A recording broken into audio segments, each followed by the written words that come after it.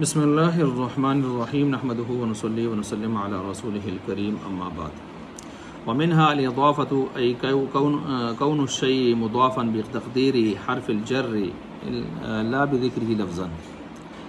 یہاں سے مصنف رحمۃ اللہ علیہ جو اسم کے 5 مشہور خواص تھے ان میں سے 5واں آخری خاصہ جو یہاں پر لایا گیا ہے اس کو بیان فرما رہے ہیں۔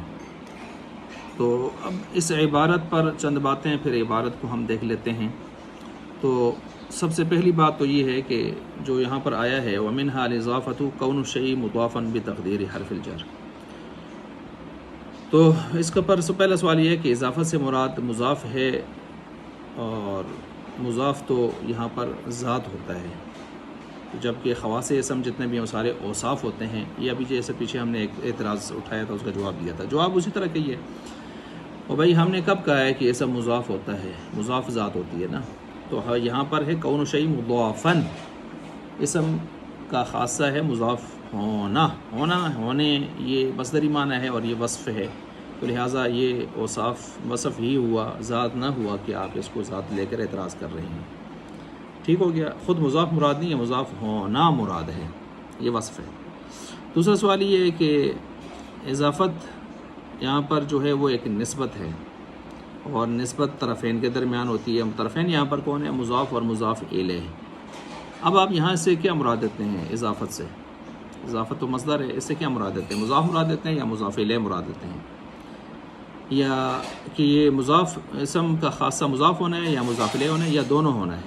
اگر کہیں کہ یہ مضاف ہونا ہے تو ہم دکھاتے ہیں فعل بھی مضاف ہوتا ہے۔ مررت بزید، مررت یہ مضاف ہو گیا ہے بزید، با کے واسطے سے زید کی طرف۔ اسی طرح اگر آپ کہیں مضاف الیہ ہونا خاصہ ہے تو یوم ینفع الصادقین، یوم مضاف ہو گیا اور ینفع بھی فعل مضارع ہے، اور اشارہ اس کے لیے کیا بن رہا ہے؟ مضاف الیہ، تو فعل مضاف الیہ بھی ہو رہا ہے۔ جواب دیجئے۔ جواب اس کا یہ دیا ہے کہ بھئی نحویوں کے یہاں پر 2 قول ہیں۔ ایک قول تو یہ ہے کہ یہاں اضافت سے مراد خاصہ جو بنتا ہے اسم کا وہ مضاف ہونا ہے، مضاف الیہ ہونا نہیں ہے، مضاف ہونا ہے، لیکن شرط یہ ہے کہ حرف جر کے بغیر ہو، حرف جر تقدیری ہو، لفظوں میں نہ آیا ہو۔ تو آپ نے جو مثال پیش کی ہے فعل کی مررت بزید، وہاں حرف جر لفظوں میں آیا ہوا ہے۔ ہم جو کہہ رہے ہیں کہ اسم مضاف ہوتا ہے اس کا خاصہ یہ ایک مضاف ہوتا ہے، حرف جر تقدیری کے ساتھ ہوتا ہے، لفظوں میں نہیں آئے گا، تو بس بات ختم ہو گئی۔ یہ تو بعض نحویوں کا قول ہو گیا، لیکن دوسرے بعض نحوی کہتے ہیں کہ نہیں، ان میں خود مصنف بھی شامل ہیں۔ مصنف نے جو کہ الاضافۃ کہا ہے اور آگے انہوں نے جو ہے وہ خاص قید نہیں لگائی کہ بھئی وہ مضاف ہوگا یا مضاف الیہ ہی ہوگا، جیسے پیچھے الاسناد کے ساتھ بتا دیے کہ اسم مسند الیہ ہوتا ہے، وہ خاصہ ہے اس کا، مسند ہونا خاصہ نہیں ہے، مسند تو ویسے بھی ہوگا۔ تو یہاں پر اس طرح کی کوئی تخصیص خاص طور پر نہیں کی گئی، اطلاق رکھا گیا۔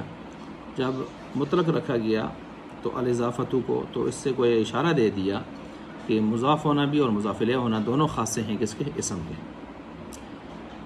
اب جب یہ دونوں خاصے ہو سکتے ہیں تو پھر اب اس پر اعتراض آئے گا، وہ والا یوم ینفع الصادقین میں ینفع فعل مضارع مضاف الیہ کیسے بن گیا؟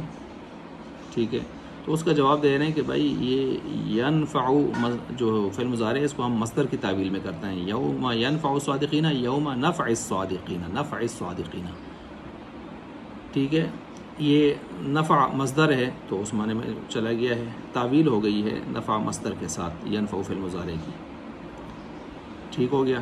اور دوسرا جواب اس کا آسان سے یہی ہے کہ بھائی ینفع الصادقین صرف ینفع فعل مضارع تو نہیں بن رہا، بلکہ ینفع الصادقین صدقہم، یہ آگے پورا جملہ مل کر جملے کی تعویل میں ہو کر مضاف الیہ بن رہا ہے۔ تو جملے کی تعویل میں جب آ جائے تو آپ فعل کو لے کے کیوں بیٹھے ہیں؟ جملہ کی تعویل میں جب ہو جائے تو جملہ خود اسم کے قائم مقام ہوتا ہے، وہ اسم ہوتا ہے، تو اسمیت کی طرف چلا جاتا ہے، تو لہٰذا فعل تو پھر مضاف الیہ پھر بھی نہ بنا۔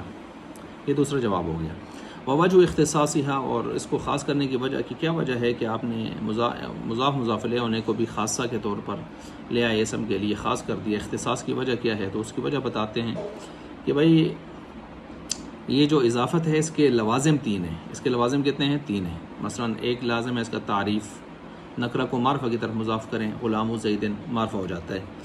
دوسرا ہے تخصیص، نکرہ کو نکرہ کی طرف مضاف کریں تو قدر تخصیص آ جاتی ہے، غلام رجل، تخصیص اس لیے آئی ہے کہ مرد کا غلام ہے، عورت کا غلام نہیں ہے. عورتیں کاٹ دی، گویا 8 ارب انسانوں میں سے کم از کم 4-4.5 ارب انسان نکال دیے. خاص ہو گیا نا تھوڑا سا.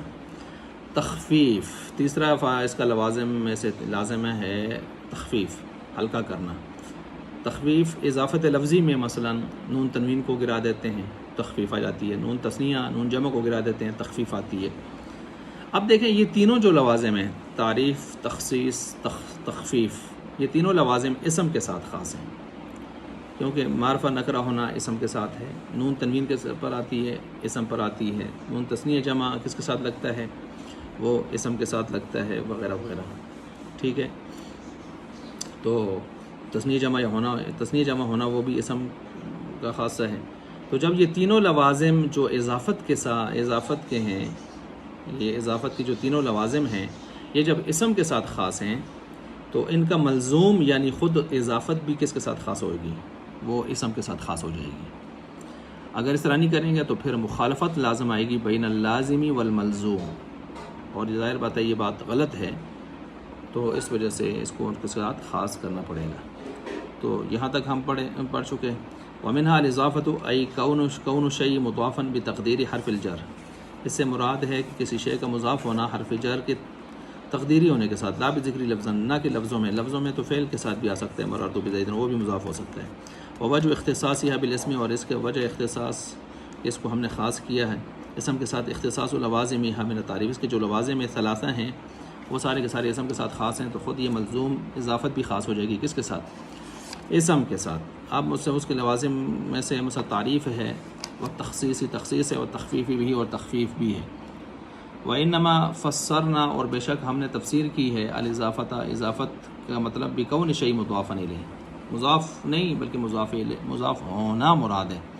سوال کا جواب دیا، آپ سمجھ گئے ہوں گے، میں نے تفصیل کر دی ہے. لأن الفعل والجملة قد يقع مضافا، اس وجہ سے فعل یا جملہ مضاف ہوتے ہیں، مضاف الیہ بھی ہو سکتے ہیں. کما فی قولہ تعالی یوم ینفع الصادقین صدقہم. یوم پڑھیں، یوم پڑھیں، یا آپ نے پڑھا ہوا ہے، دونوں پڑھ سکتے ہیں آپ اس کو، فتح پڑھیں یا پیش پڑھیں.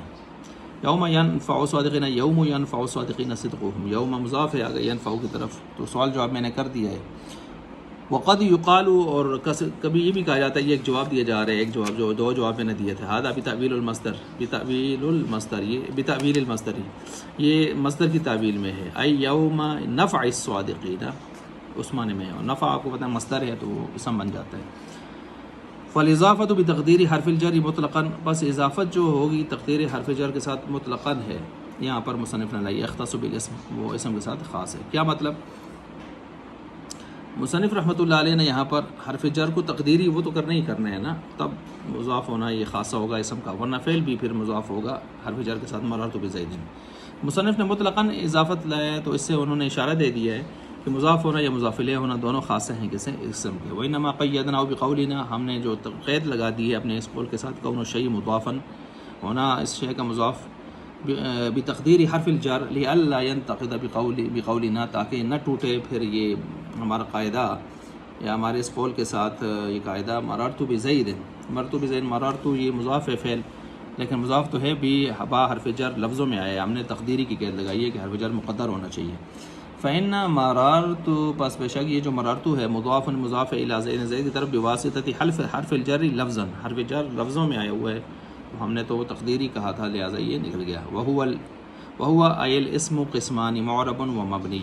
اب آگے اسم کی تقسیم کو ہم شروع کر رہے ہیں معرب اور مبنی کی طرف جاتے ہوئے.